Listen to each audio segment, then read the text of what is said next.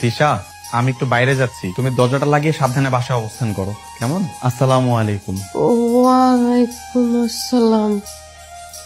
আসসালামু আলাইকুম চাচা, যাবেন?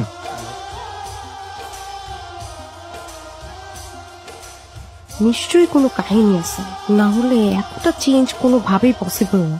এই রহস্য আমাকে বের করতেই হবে। কি হয়েছে ভাবি, হঠাৎ ডাকলেন যে?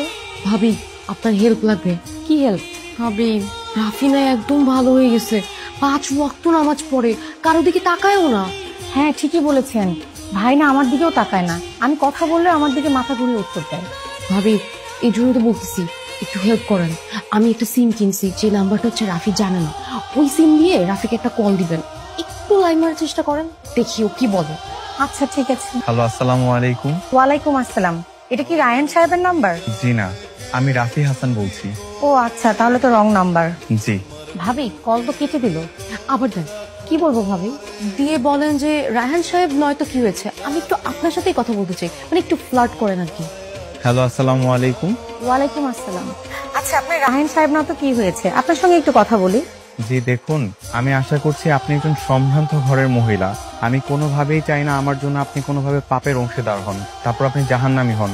আমি কোনোভাবেই পাপের অংশীদার হতে চাচ্ছি না, তাই আমি বলবো আপনি আমাকে দয়া করে আর কল করবেন না। আমি আপনাকে এখনই ব্লক লিস্টে রাখছি।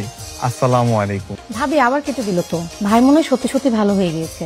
না ভাবি, কয়লা ধুইলে কখনো ময়লা যায় না। ও নিশ্চয়ই গোপনে গোপনে কারো দিকে নজর দিচ্ছে, যেটা আমি ধরতে পারছি না।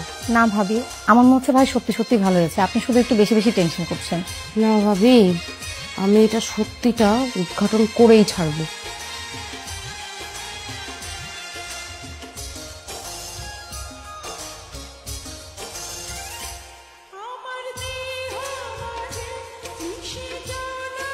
মা, আপনার ছেলেটা এখনো ভালো হয় নাই। কেন? ওর কি নজর এখনো ভালো হয়নি? না মা, এখনো ও নজর দিয়ে রাখছে। আবার কার দিকে নজর দিল এখন?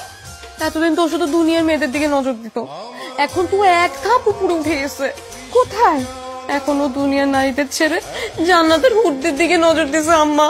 জান্নাতের হুর?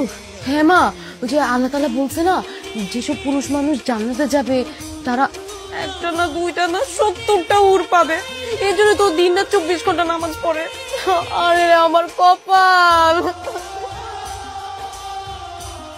মেয়েদের সন্দেহ এক্সপ্রেস ট্রেনের মতো থামে না, গতি শুধু বাড়তেই থাকে।